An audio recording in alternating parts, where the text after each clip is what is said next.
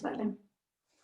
Bienvenidas, bienvenidos. Este es un nuevo episodio de Charlas de Educar con Sentido y en esta ocasión nos gustaría abordar, junto con mis compañeros Pablo y Ezequiel y nuestras invitadas Elena, Laura y Sandra, una temática que nos parece de lo más necesaria en estos momentos, una temática muy urgente, que es muy urgente que dialoguemos y discutamos sobre este tema, que es la conciliación familiar, ¿no? La conciliación entre la vida profesional y la vida personal en un momento en el que estamos entre el confinamiento y el no confinamiento, el semiconfinamiento. Entonces, bueno, tenemos la gran suerte de contar con tres académicas, tres profesoras e investigadoras, que a la vez son madres, por lo tanto, os encontráis en este momento de conciliar esta vida profesional y familiar que tanto cuesta, ¿no? Y nada, me gustaría en primer lugar presentaros. Tenemos con nosotros a Elena Sánchez, de la Escuela Superior de Agricultura de Barcelona, de la Universidad Politécnica de Cataluña. Hola Elena, bienvenida. Hola, gracias Tenemos por invitarme. nombre, un placer para nosotros. Laura Malimberni, de la Facultad de Bellas Artes de la Universidad de Barcelona, bienvenida. Hola, gracias. Y Sandra Girvés, de la Facultad de Educación, también de la Universidad de Barcelona. Hola, muchas gracias y enhorabuena por esta iniciativa tan necesaria. Gracias, Sandra. Mira, os queremos dar la bienvenida a las tres, daros muchísimas gracias por encontrar este espacio, este momento para poder compartir un diálogo con nosotras y partir con una pregunta muy genérica, como siempre, ¿no? Y muy personal. ¿Cómo estáis? ¿Cómo habéis estado en estos últimos, voy a decir 6 meses, pero creo que nos vamos a los 9 ya, ¿no? ¿Cómo lleváis este año 2020? Gran año, ¿no? ¿Y qué impresiones tenéis también en este punto, ¿no? En este momento? ¿Qué impresiones estáis teniendo sobre la pandemia y este segundo rebrote en Europa? ¿Cómo lo estáis viviendo? No sé si queréis empezar con Elena, luego Laura y Sandra y ahí vamos cambiando un poco el orden. Vale. Cuando quieras. Bueno, pues yo creo que esta segunda ola la llevó un poquito mejor que la primera, más que nada porque creo que se ha perdido un poco esta improvisación de cuando nos dieron la noticia, se cierran los coles, que creo que fue un momento caos, que veíamos 15 días como que se nos acababa el mundo y luego conforme iban pasando las semanas dijimos, bueno, si 15 días no era nada, ¿no? Al final. Y esta vez, bueno, como de momento los coles están aguantando, yo creo que lo tomamos como con más calma y creo que estamos más acostumbrados a esta incerteza, ¿no? Que nunca sabes qué va a pasar, si van a cerrar mañana, si te van a confinar la clase, si va a salir un caso positivo ¿no? en tu círculo cercano. Entonces, bueno, creo que hemos aprendido a vivir con esta incerteza, ¿no? Y a convivir con el virus. No... Qué remedio, ¿no? Sí. Laura, ¿más o menos lo has vivido igual o tienes otra sensación? Sí, yo, bueno, concordo bastante, sobre todo yo creo que el tema que las guarderías, en mi caso, sigan abiertas de momento es como un alivio, que respecto al anterior lockdown, claro, por lo menos que ahora cierren los bares y los restaurantes, digo, bueno, en tanto no tenía tiempo de grabar ese restaurante, con lo cual la cosa tampoco me afecta mucho en este momento de manera directa, pero sí que quizá yo tengo un punto de cansancio, como no, otra vez, o sea, como, vale, ya nos lo imaginábamos todo, todos sabíamos que iba a pasar, pero un poco como, ya estamos otra vez en este ciclo. Sandra, ¿cómo lo has vivido tú? Sí, pues bueno, como comentaban, ¿no? Mis compañeras, pues aprendiendo a vivir, si ya vivíamos en la sociedad del riesgo, ahora más que nunca se confirma, ¿no? Este nuevo paradigma social en el que ya el riesgo y la incertidumbre es constante y bueno, también aprendiendo a gestionar, ¿no? Esta sensación.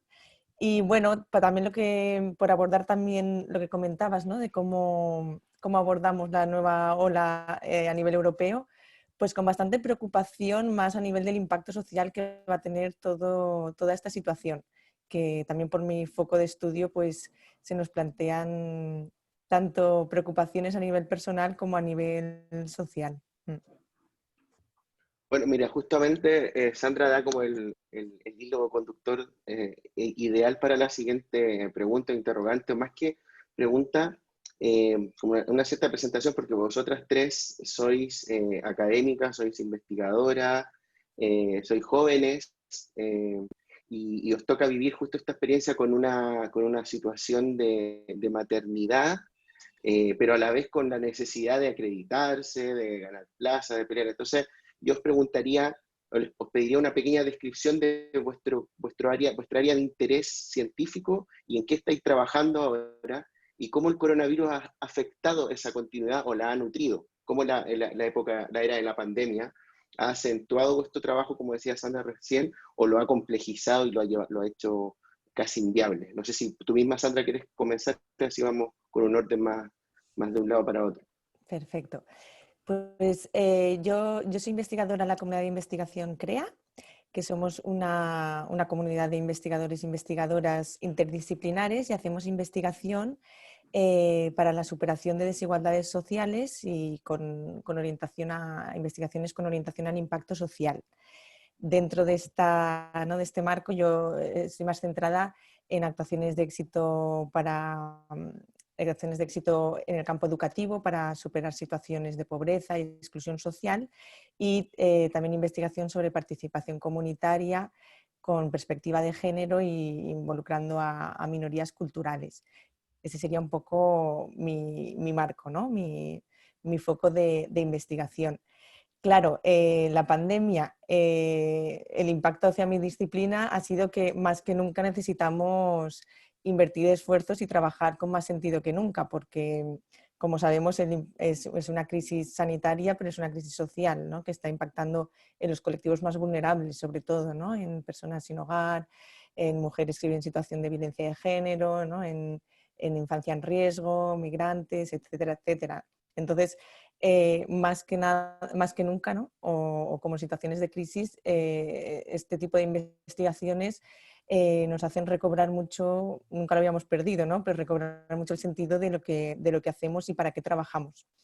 Y claro, dificultades siempre las hay, ¿no? La conciliación es compleja y, como sabemos, en el ámbito académico no es el ámbito donde se han desarrollado más mecanismos de conciliación, como en muchos otros ¿no? ámbitos laborales, y por lo tanto sí que requiere pues de mucha organización y mucha ayuda y de cambiar un poco las estructuras de los cuidados, que podemos abordarlo un poco más adelante. Sin duda. Laura. Vale, bueno, yo vengo del sector de Human Computer Interaction y principalmente mi investigación se ha centrado en ver cómo los niños entienden, usan y participan en el diseño de tecnologías digitales. En este ámbito, claro, como la situación me ha puesto muchas preguntas, o sea, de qué manera, por ejemplo, toda la mediación tecnológica que han vivido a nivel educativo, estamos viviendo, está, bueno, generando otra forma de comportarse, otra manera de comprender la tecnología, de naturalizarla, etcétera. Esto me ha generado, por un lado, mucha pregunta, por el otro, desde el punto de vista práctico, claro, mi investigación es una investigación de campo, cualitativa, de contacto, de establecer confianza, de establecer vínculo con los niños, y claramente ha sido básicamente bloqueada por la imposibilidad de acceder o la dificultad que plantea este tipo de acercamiento en un entorno online.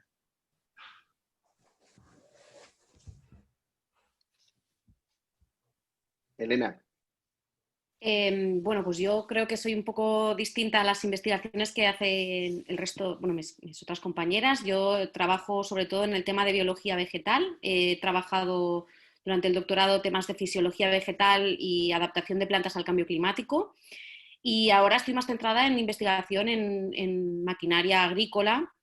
Me voy a enfocar más en esto, sobre el uso de fitosanitarios, ¿vale? Entonces, bueno, yo digamos que el tema de la investigación en el área más científica o de biología o agronomía, pues claro, se ha visto un poco parada por el tema de que ha sido imposible acceder a laboratorios o invernaderos que estaban en universidades o en centros de investigación, o ha habido se ha imposibilitado acceder a él con la asiduidad que necesita una investigación, ¿no? Que igual tienes que ir a medir a distintas horas o varios días seguidos. Entonces, bueno, esto ha dado también un parón, como decía Laura, ¿no? en en las investigaciones del área más de biología o de agronomía. Y luego también, pues lo mismo, mediciones en campo. Pues, prácticamente era imposible moverse a otras localidades, y esto, bueno, pues ha supuesto que incluso algunos experimentos pues se haya tenido que igual eran mediciones cada año o cada mes, pues estos no has tenido datos, ¿no? Entonces, bueno, pues yo creo que va a haber, que tendrá su efecto, ¿no? En un futuro de menos publicaciones o datos que se te han quedado ahí colgados y no vas a poder estudiar, ¿no? Totalmente. A ver, tengo una pregunta que quizás es más enfocada a sus vivencias personales, ¿no? Desde su propia experiencia en estos meses, ¿cuál creen que sería la mayor complicación o las mayores complicaciones que tuvieron ustedes? O sea, no importa si que lo extrapolen a un carácter general, sino qué les pasó a ustedes personalmente en cuanto a las dificultades o los desafíos para poder combinar el trabajo con la vida personal, ¿no? Y a su vez, una segunda mini pregunta, ¿cuáles fueron esos desafíos puntualmente para la actividad académica? Un poco lo que ya anticipaba Elena, ¿no? De algunos datos que se van perdiendo o algunas investigaciones que quizás se prolonguen o que en un tiempo, en un corto plazo no van a ver los resultados que podían haber en otra época. Entonces, en lo personal, ¿cuál para ustedes es el mayor desafío o la mayor complicación o las mayores complicaciones que han tenido para combinar la vida personal con la vida laboral y puntualmente con la academia? Entonces, Laura, si querés arrancar vos. Bueno, a mí claramente la falta de tiempo. O sea, yo, bueno, sobre todo en el momento de la cuarentena, tenía en casa los dos niños que tenían un año, estaban haciendo un año en aquel momento. Antes contaba como con la ayuda de los abuelos, etcétera.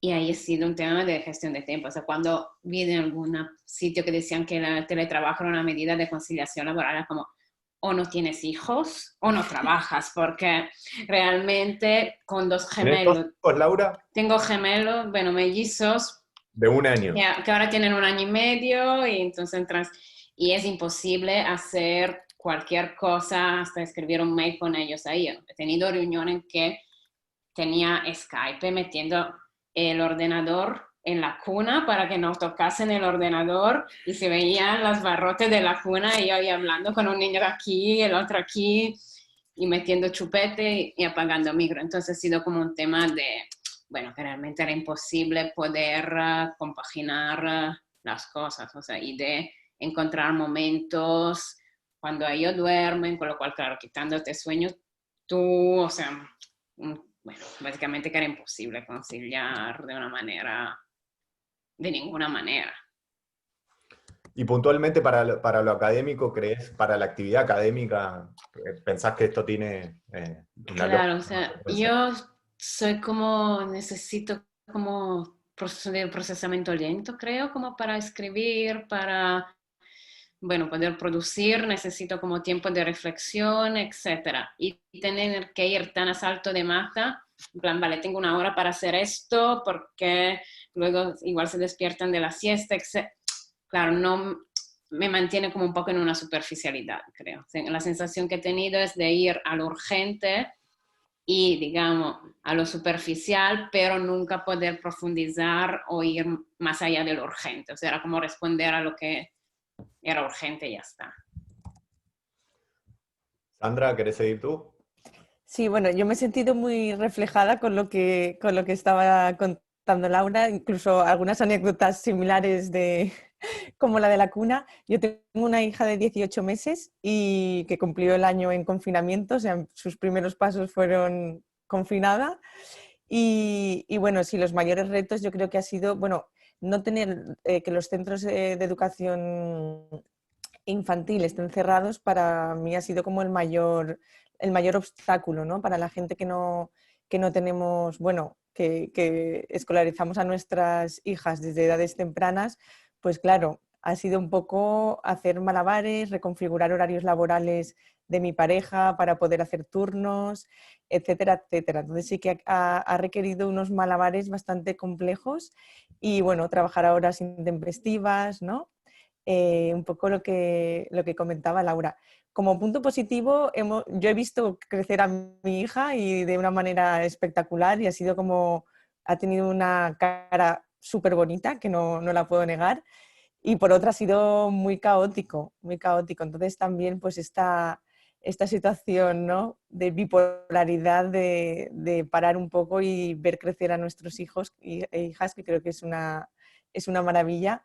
Y por otro, pues eso, también esta forma muy, muy anárquica de organizar el trabajo teniendo niños tan pequeños en casa, que ha sido muy complicado. Para mí el teletrabajo tiene mucho sentido y ayuda mucho a conciliar, pero cuando hay una conciliación, no teniendo a los hijos todo el día en casa. Sí, yo estoy de acuerdo con todo lo que han comentado ellas. Yo creo que lo más complicado para mí fue como conciliar los distintos roles que te toca vivir como mujer, como madre, como trabajadora, como persona, y también el no sentirte culpable de que no puedes hacer todo, ¿no? Es como te llegas a sentir culpable de que no puedes trabajar, te llegas a sentir culpable de que no puedes cuidar bien a tu hijo, dedicarle el tiempo que tú quieras, que le tienes que poner la tele, la tablet, que estás irritable y les gritas. Eso yo creo que fue un poco lo peor, ¿no? El sentir eso, que no podías hacer bien ninguno de tus tres roles, que de repente te toca hacer los tres a la vez, ¿no? Porque antes tenía tu tiempo para ser madre, tu tiempo para ser profe, tu tiempo para salir a tomar algo, y ahora todo se hace las 24 horas al día a la vez.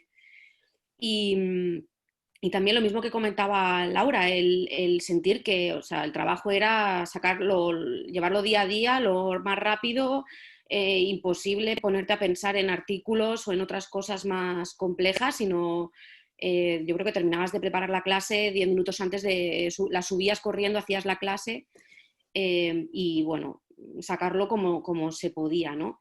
Y sí, también nos han pasado cosas de estas, de que entra tu hijo y te pide teta en medio de la clase, o ayer, por ejemplo, entró el mayor a enseñarle a mis amigos, que dice él, un muñeco. Pues bien, entró, bueno, pues cosas, ¿no? Y yo creo que bueno, es lo bueno que tiene, que dice Sandra también, es esto, que has podido convivir con ellos y verlos mucho más, ¿no? Que yo creo que al final, si te lo tomas con paciencia, también hemos aprendido a convivir mucho más que antes, ¿no?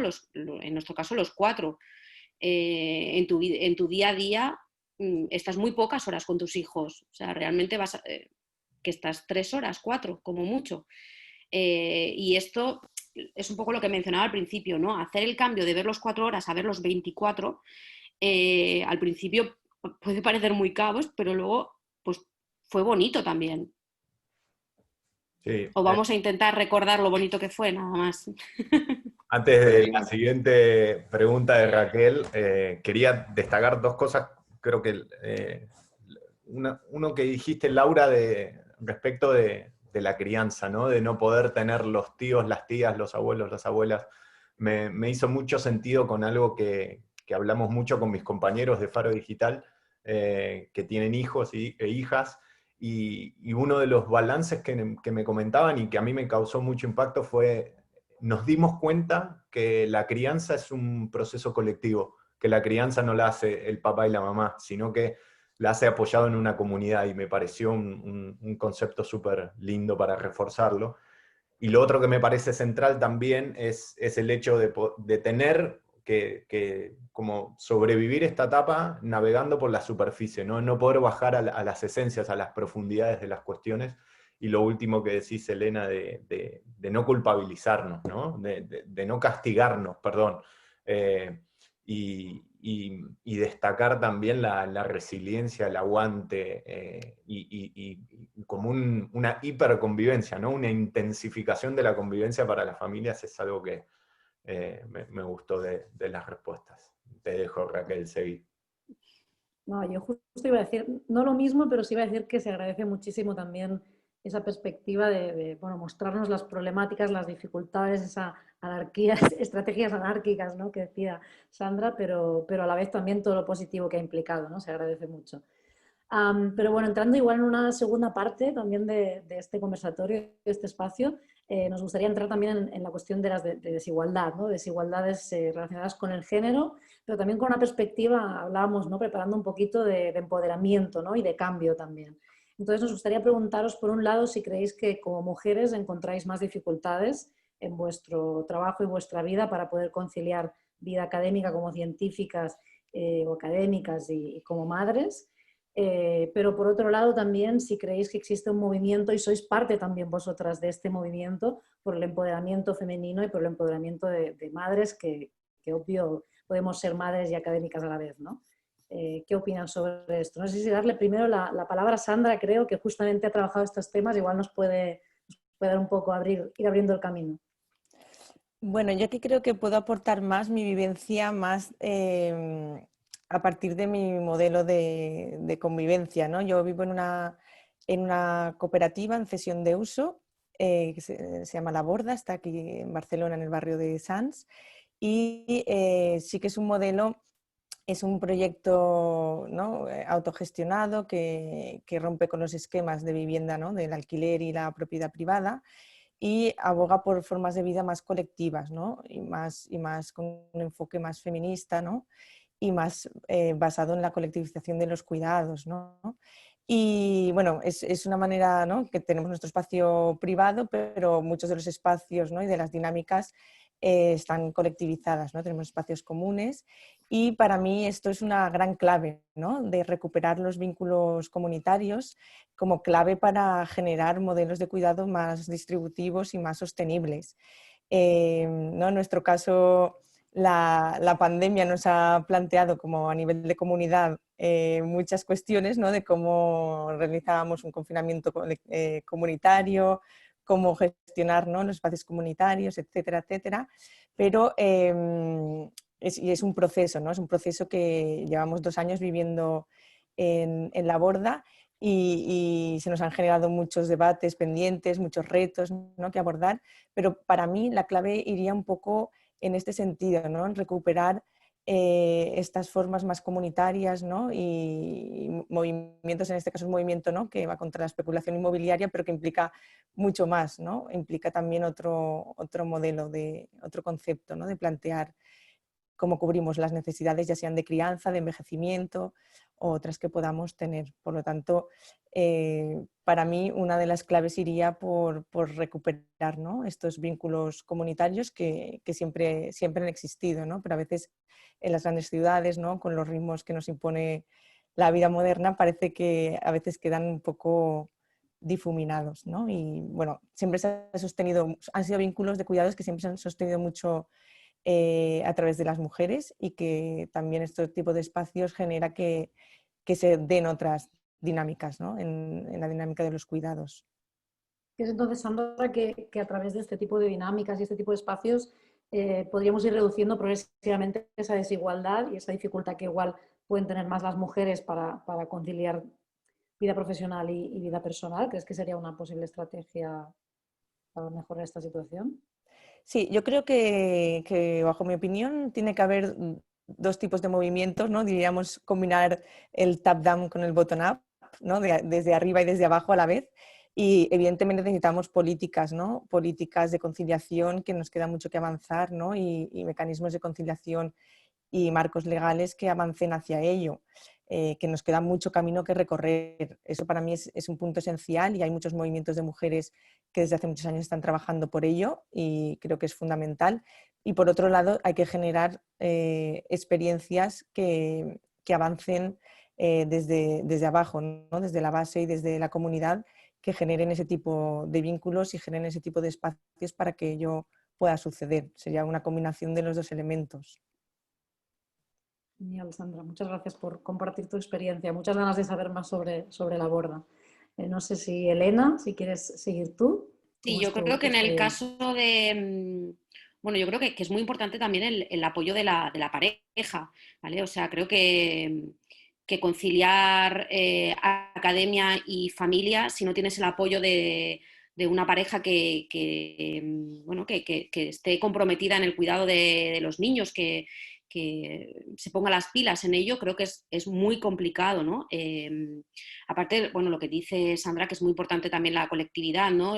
Tener amigos, vecinos, tíos, bueno, ¿no? Esta tribu que llama una amiga mía, ¿no? Tener una tribu ahí que te apoye. Yo creo que tu principal apoyo tiene que ser una pareja que esté comprometida a que tú también puedas lucirte, ¿no? y seguir desarrollándote académicamente, porque si no, yo lo veo totalmente imposible, ¿no?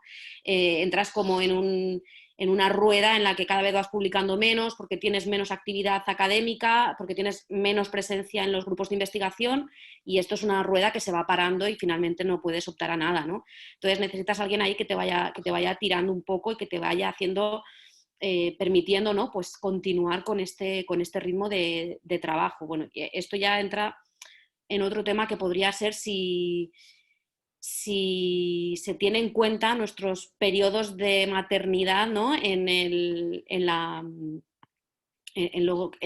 tu generación de investigación, ¿no? Yo creo que no. O sea, tú vas a hacer tu currículum y a mí me cuesta explicar por qué yo en 2 periodos determinados no tengo nada de publicaciones. O sea, lo tengo que escribir al final, cuando dice haga su breve reseña de su currículum, ¿no? Tienes que decir ahí, explicar que tú en tal y tal año has tenido 2 hijos, bueno, en mi caso 2.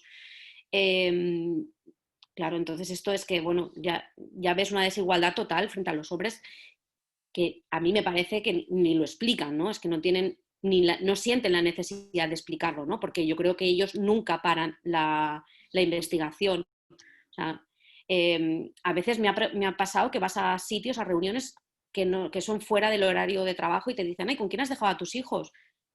Estoy segura que a un hombre no se lo preguntan esto, ¿no? O, bueno, creo que realmente sí que hay una dificultad para conciliar la vida profesional con la académica. Y con la académica no sé si tanto, pero con la investigativa estoy segura, ¿no? Y sí, también creo que hay un movimiento, ¿no? Por parte de las mujeres. Creo que todas podemos conocer el Club de las Malas Madres, que para mí es algo como un referente, ¿no?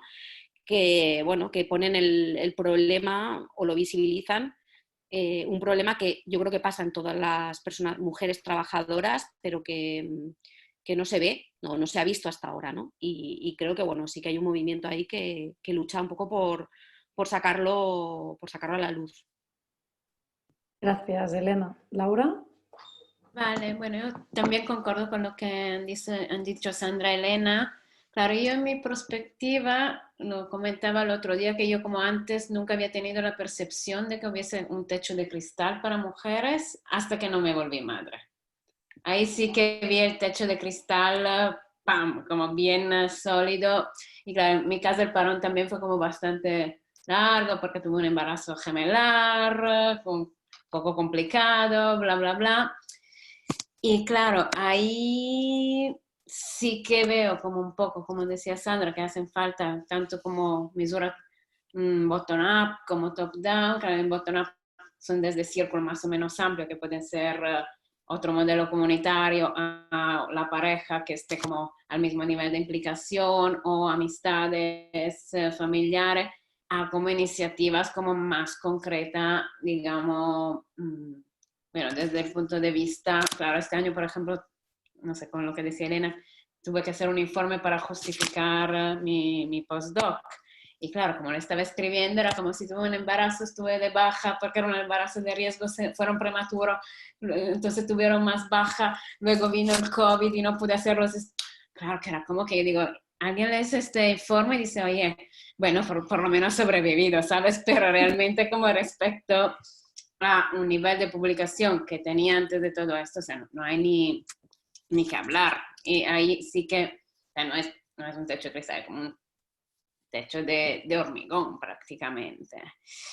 Y claro, como, o sea, medidas de empoderamiento también es como, no sé, quizá también a nivel académico, a nivel universitario, bueno, plantear qué está pensando la universidad es qué está haciendo para esto. O sea, otras universidades, por ejemplo, tienen medidas que sean ayuda económica o ayudas a nivel de conciliación temporal para madres de niños pequeños. En un caso, por ejemplo, donde está en la Universidad de Barcelona, sí que no hay ningún tipo de medida de este ámbito. También a nivel como, bueno, de la que es la baja de maternidad, realmente es un tiempo que es como de risa, que no, o sea, que ahí está pensado con la misma lógica de, bueno, lo piensa alguien para otro, que no es la persona que realmente está viviendo esto, con lo cual yo creo que ahí casi veo que es como más lo bottom-up que funciona, como redes de sostén, que lo que viene desde otro nivel. Bueno, tremendo. La verdad es que no hay que negar que muchos de estos discursos hacen que uno como hombre, por ejemplo, más allá de que haga el esfuerzo de conciliar, se dé cuenta de esta complejidad de manera tan brutal, ¿no? O sea, tan contundente. Habéis hablado de como pareja también, ¿no? Como padre, etcétera. La verdad es que yo como cambio jamás en mi vida, en realidad, ahora me pongo a pensar, nunca he justificado que en ningún currículum en mi vida que he tenido hijos, nunca lo he puesto, pero jamás, o sea que no he visto ninguna necesidad brutal. Pero bueno, una cosa es la familia, la organización, la comunidad. Me consta que esos son aspectos que se pueden trabajar, ¿no? en el propio entorno que uno tiene, pero también está la institucionalidad, ¿no? Y la institucionalidad a veces, por más voluntad comunitaria que haya, puede jugar muy en contra y puede ser muy nociva, incluso puede ser en esta lógica top-down y bottom-up, puede que haya más integración y menos inclusión, ¿no? Puede ser que en fondo te den el escenario, pero no, ese escenario no sea empático, es decir, que hayan plazas, pero que las plazas, por ejemplo, no consideran las particularidades o peculiaridades, por ejemplo, o las complejidades que se han experimentado, por ejemplo, con la maternidad y más en esta era del COVID, ¿no? Incluso en ámbitos de acreditación y todo lo que experimentáis. Entonces yo os pregunto en torno a esto, es decir, más allá de lo personal, de lo familiar, ¿cómo ha sido vuestra experiencia institucional, por ejemplo, con la necesidad de conciliar? En la universidad y a nivel estatal, a nivel ministerial, a nivel de política social. ¿En qué se está el debe? ¿Qué ha sido lo más frustrante? ¿Qué ha sido lo que más quizás os ha hecho tambalear, si es que ha sido el caso, continuar con el desarrollo profesional que habéis elegido? No sé si ahora parte Elena. Bueno, yo creo que era un poco lo que estaba comentando antes. A mí, por ejemplo, creo que me cuesta mucho hacer investigación porque en la parte más científica pues tienes que pertenecer a un grupo de investigación, bueno, necesitas mucho material, invernaderos, plantas, campo, que eso es difícil que te lo autogestiones tú, necesitas pertenecer a un grupo de investigación. Entonces, bueno, pues a mí me parece muy complicado el seguir trabajando el tema investigativo con la maternidad, ¿no? Creo que hay una limitación y que no sé y muy poca comprensión, ¿no? de la situación que te puede llegar a, o sea, la no sé si problemática, ¿no? Pues las complejidades que puede tener el seguir investigando y ser una madre, ¿no? Y esto creo que no cuesta, ¿no? Hacer entender también al grupo de investigación o lo que sea, ¿no? Que tú puedes tener estas necesidades que son distintas a las personas que no son padres o madres, ¿no? O madres en este caso. Elena, pero una cosa para complementarte, por ejemplo, tú en tu propia experiencia, en la propia institución en la que te desenvuelves, no hablo de mala voluntad, pero te pregunto si es que, y también traslado esta pregunta a las dos, a las otras dos compañeras, ¿no? Si han visto en la propia institucionalidad esta falta de empatía, o sea, racionalmente en términos, por ejemplo, de contrato, en términos de plaza, en términos de facilitar un poco la faena en este periodo. Bueno, en temas de contratos, pues sí, a veces renovar un contrato cuando estás en una baja maternal, bueno, pues puede ser que se complique un poco, ¿no? Tienes que luchar, que estoy en una baja o que voy a tomar una baja, estoy embarazada. Oye, no es que no necesites a un profesor, es que necesitas un profesor porque yo no puedo, ¿no? Entonces, bueno, yo en mi caso sí que a veces se me ha complicado un poco en ese aspecto, ¿no?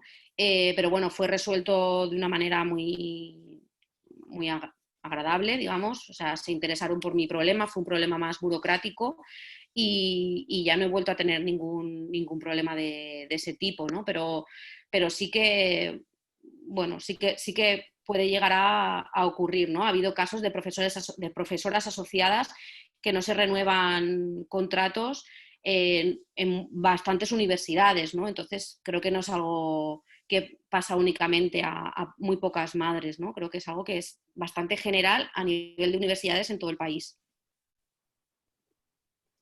Laura. Vale, yo por mi parte, claro, o sea, por un lado, digamos, a nivel humano singular, sí que he encontrado empatía. Por el otro, sí que es como la sensación que la exigencia que tienes encima es la misma y que, bueno, luego te genera esto que comentaba antes Elena, de que todo lo vas haciendo un poco a media y terminas sintiéndote en culpa. Y entonces que dice, vale, me comprometo con esto, no me comprometo, porque quizá puedo hacerlo, pero quizá se puede torcer la situación y de repente tienes los niños en casa 10 días y básicamente no. O sea, es como un poco que quizá digamos que la comprensión entra más a un nivel empático individual que a un nivel como institucional. O sea, en el momento que luego dialoga uno a uno sí que hay una empatía. En el momento en que es algo como más allá, es como, bueno, o sea, de hecho, hace un tiempo como alguien, una señora me comentaba, yo nunca me hubiese pensado tener un hijo antes de tener un tenure track.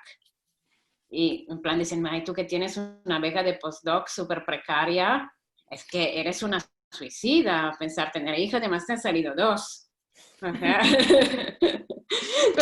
con este tipo de apoyo, ¿sabes? Como en plan, allá tú que te has metido en este berenjenal. Sí, yo en la línea de lo que comentáis, ¿eh? Yo diría que la universidad hay como una gran distinción, ¿no?, entre lo que es la estructura dura, digamos, y lo que es la estructura blanda, ¿no? Así hablando de teorías organizacionales. La estructura dura es muy dura, o sea, es durísima, ¿no? Y bueno, hace muchos años se publicó un artículo, ¿no?, hablando de la universidad en términos de perspectiva de género, que se titulaba, bueno, en inglés, pero era Universidades, instituciones sin corazón, ¿no? Y creo que aún se ha hecho avances, ¿eh? Se ha hecho avances en temas, ¿no?, pues, por ejemplo, de prevención del acoso sexual en la universidad y temas tan centrales, ¿no?, que nos afectan a las mujeres en la universidad. Pero bueno, aún queda mucho, ¿no? Aún queda mucho para que la estructura dura no sea tan dura. Por ejemplo, no sé, mecanismos de conciliación. En muchos países las universidades tienen centros educativos que puedes escolarizar a tus hijos, ¿no? Centros educativos de educación infantil, o que ayudaría mucho, ¿no?, a las mujeres académicas a conciliar, o salas de lactancia, que a veces encontrar una sala de lactancia es, bueno, nadie sabe si hay o no hay en su departamento, en su universidad, ¿no? Pues mecanismos que faciliten, ¿no? Si decides ser madre lactante, ¿cómo lo compatibilizas esto con una jornada laboral? ¿No? O en este sentido. Y por otro lado está pues la estructura blanda, ¿no?, que en muchos casos es la que nos mantiene a flote. En mi caso, ¿no?, yo tengo la gran suerte de estar en un grupo de investigación donde hay mucha solidaridad, donde hay un grupo de mujeres que nos cuidamos, nos ayudamos, ¿no? Y esto es lo que realmente hace que podamos seguir nuestras trayectorias, pues a través de la solidaridad general y femenina en muchos casos, que nos echamos un cable para no quedarnos atrás. Entonces yo creo bueno, que hay muchos retos y en este sentido sí que a nivel institucional pues hay que seguir ahí picando piedra para seguir avanzando, ¿no?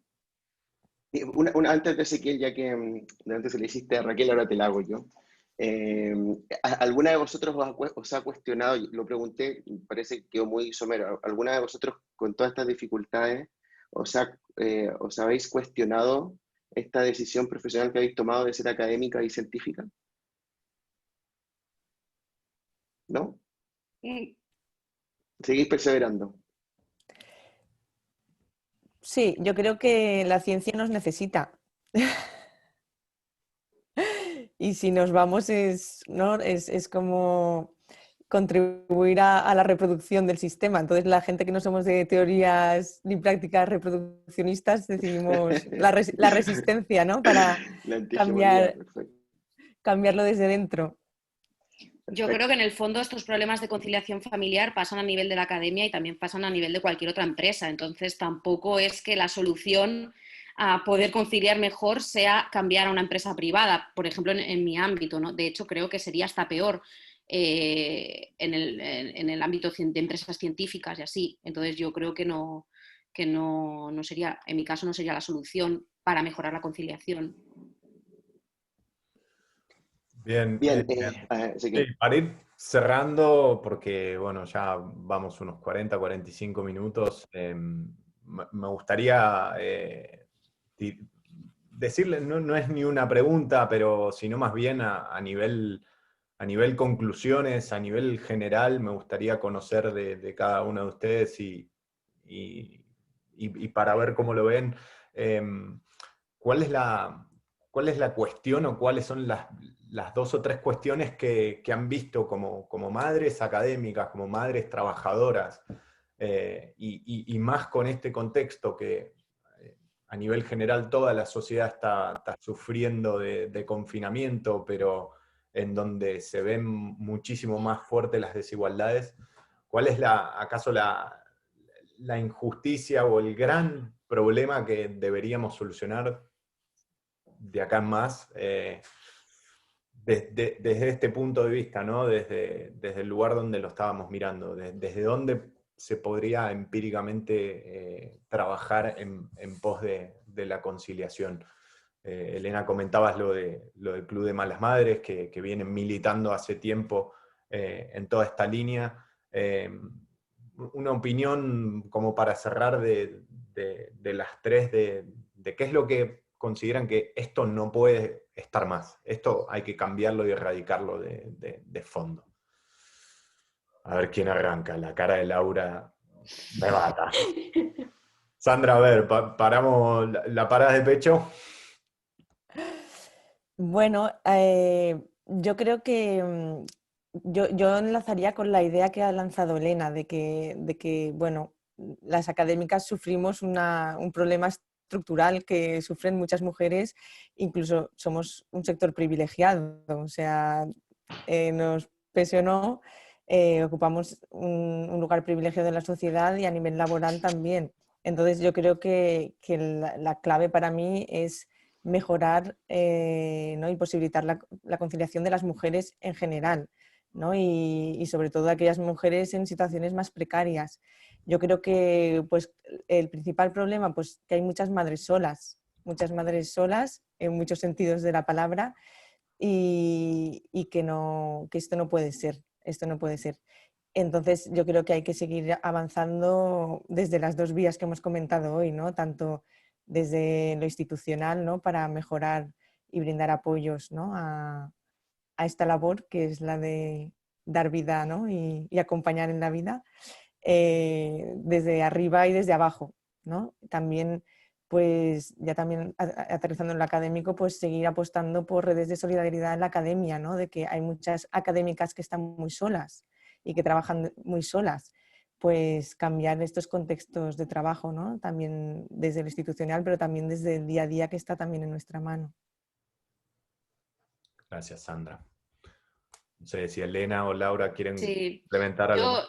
yo quiero también, como dice Sandra, creo que dentro de todo, somos muy privilegiadas. O sea, pienso en esas madres que tienen horarios de tarde, horarios nocturnos, jornadas partidas, que yo creo que eso es imposible de conciliar y creo que se necesita trabajar mucho el tema de la conciliación familiar para ese tipo de trabajos, ¿vale? Creo que nosotras las académicas, dentro de todo, si un niño se pone enfermo, pues ahora mucho más con estas nuevas tecnologías, puedes asistir a una reunión online, incluso hemos visto que podemos hacer clases online. Bueno, creo que lo tenemos un poquito más fácil, ¿no? Y creo que el tema es mucho más amplio al resto de trabajos, ¿no? Pues, por ejemplo, eso, poner guarderías en centros de trabajo, en universidades o en empresas grandes, eliminar esta jornada partida, promover una flexibilidad horaria o incluso pues, teletrabajar en algunas situaciones. Creo que se podrían hacer muchas cosas y que el que se tiene que poner las pilas ahí es pues las empresas, ¿no? Y el gobierno que proponga, ¿no? Y obligue también a estas empresas o grandes empresas el facilitar la conciliación familiar, ¿no? Que yo creo que es una cosa que no se ha hablado, pero que realmente no nos damos cuenta de que el futuro de nuestra sociedad son nuestros hijos y que tenemos que generar unos niños que estén sanos emocionalmente, que seamos conscientes de que nuestro futuro está ahí, ¿no? Y que tenemos que cuidarlos bien, ¿no? Y que para eso tienen que tener una presencia de su madre y de su padre y tienen que crecer acompañados, ¿no? Y que si nos dedicamos a ocultar a los niños, a dejarlos con los abuelos, a ponerles la tablet porque nosotros tenemos que trabajar por la tarde o tenemos que llegar a casa a las 9 de la noche, pues no estamos creando una sociedad digna, ¿no? De lo que vamos a necesitar posteriormente, ¿no? Yo creo que es un cambio que tiene que haber a nivel estatal y ofrecer a las empresas posibilidades de hacer otros horarios y otras cosas, ¿no? Otras políticas para que se haga una conciliación real, que yo creo que antes no existía porque estaba la escuela y los abuelos. Ahora ya hemos visto que sin esto, o sea, ya es imposible, ¿no? Entonces que los políticos son los que se tienen que poner las pilas en esto. Laura. Vale, yo quizá, bueno, concuerdo con todo lo que han dicho, quizá para añadir es como, bueno, también que la política tenga en cuenta de los niños, porque realmente hay quien está súper olvidado y, por ejemplo, se hizo súper evidente en el confinamiento que fueron todos los derechos de los niños, porque ellos tenían los niños que están encerrados 3 meses en casa, aunque tuviesen 1 año y acababan de aprender a andar, se subían a las paredes. Y están olvidados en todo este proceso, como la conciliación familiar es algo que tiene que ver con los niños, forma parte de este gran bloque de olvido de, bueno, ya los padres se lo gestionarán. O sea, y ahí yo creo que es como un poco, bueno, que han sido los olvidados del COVID, son los olvidados de la mayoría de políticas, de la política de conciliaciones familiares, son ellos que realmente también son olvidados, además de las madres y los padres que pueden tener dificultad, por lo cual yo creo que hay también como, bueno, ver como manera de darle importancia, darle voz y que tengan como quizá más peso, no sé cómo. Raquel, tú querías...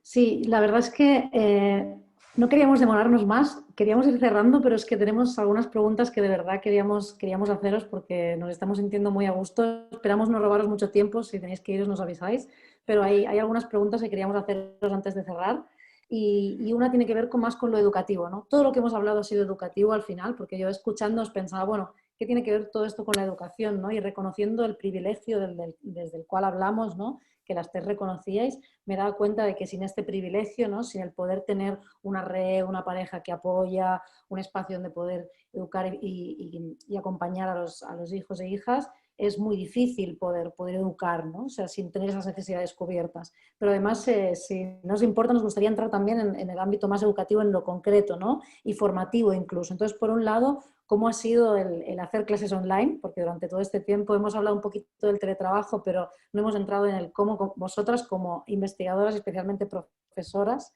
habéis vivido el dar clases online. Igual, no sé si Elena, con un niño más mayor, has visto también la parte de él también, ¿no? El que vuestros hijos, en este caso tu hijo, haya estado participando en clases online.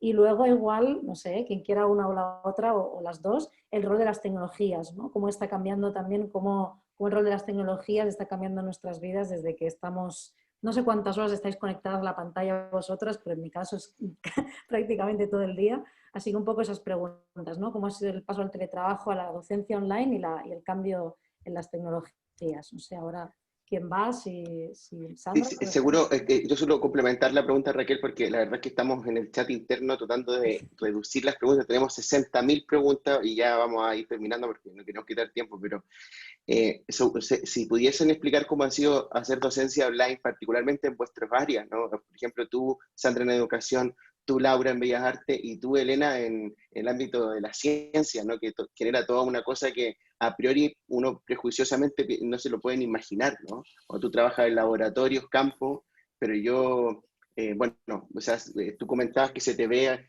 haciendo clases online, o sea, que haces clases online, de una u otra manera lo tienes que sacar adelante, así que si pueden explicar un poco eso sería interesante. Bueno, yo en el caso de la docencia online, claro, nosotros tenemos muchas prácticas y en el confinamiento, tal y como llegó tan rápido, pues prácticamente las prácticas no se hicieron. Hay que reconocerlo, que lo que era ir al laboratorio no se hacía. Yo llegué a hacer visitas online, o sea, una visita a una harinera online, ¿vale? Con fotos, con vídeos. Bueno, eso le llamamos visita, salida online, visita virtual a una excursión virtual. Bueno, pues ese tipo de cosas. Ahora, por ejemplo, desde la UPC, estos días que estamos confinados, las clases van a ser, las clases teóricas serán virtuales, que luego pues sí que tienes, a mí, por ejemplo, a veces me genera dificultad el poder saber si ellos han entendido o no. Sientes que estás todo el rato porque no puedes ver las caras. ¿Lo habéis entendido? ¿Hay alguna duda? ¿No? Siempre como marcando un poco esto. Que en la presencialidad es mucho más sencillo, aunque ahora con mascarillas tampoco es que sea muy fácil, pero bueno, un poco más que lo virtual. Y luego el tema de las prácticas se van a seguir haciendo presenciales. De hecho, yo hoy tengo una práctica presencial, pero con los cambios que implica, ¿no? El tener que cumplir con todos estos requerimientos sanitarios, digamos, pues grupos más pequeños, por ejemplo, tener las puertas abiertas, tenemos que tener los equipos muy separados para que no haya acumulación de personas, por ejemplo, las balanzas pues separadas entre sí, los pHímetros separados entre sí, y luego tener que modificar un poco las prácticas de lo que íbamos a hacer, lo que teníamos planificado, ¿vale? Os pongo un ejemplo que en mi clase de viticultura, análisis sensorial, teníamos planificado probar vinos, ¿vale? Y no podemos, claro, que no podemos estar sin mascarillas, no podemos compartir copas, no podemos compartir frasquitos de aromas. Entonces, bueno, pues intentar hacer esto. Ayer hablaba de hacer una posible cata virtual, ¿vale? Pues estas cosas que nos trae ahora la tecnología, que no sé si lo llegaremos a desarrollar o no, pero bueno, pues hay que modificar un poco lo que teníamos pensado, pues a hacerlo todo online.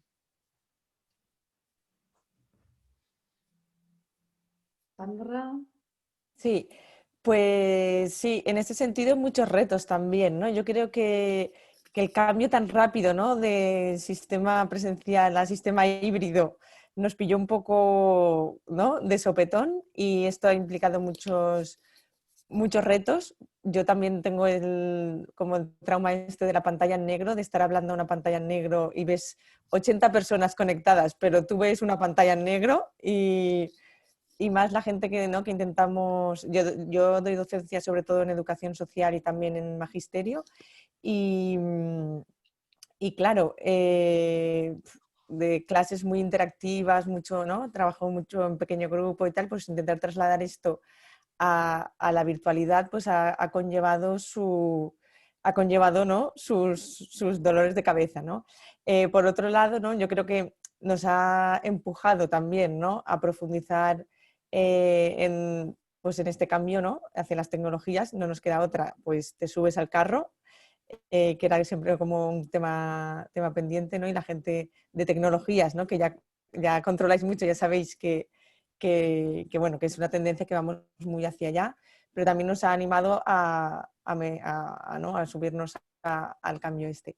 Y por otro lado también como una limitación para mí es saber, ¿no? Que hay tantas experiencias como ya validadas a nivel internacional de lo que está funcionando, ¿no? en docencia virtual, pero tener poco tiempo, ¿no? Para profundizar y, ¿no? compaginar, ¿no? todo la investigación, ¿no? Con la docencia, asignaturas nuevas que tienes que programar en tiempos tan convulsos, pues, ¿no? Pues esta necesidad de invertir más que nunca también en formación docente para estar muy al día en todas las herramientas que nos puede brindar la tecnología para trasladar realmente pues ¿no? Yo ya he empezado también pues, a trabajar con tertulias dialógicas virtuales, ¿no? que te ofrecen una cantidad, ¿no? de potencialidades increíbles, pero con estas limitaciones de seguir profundizando, ¿no? en la formación.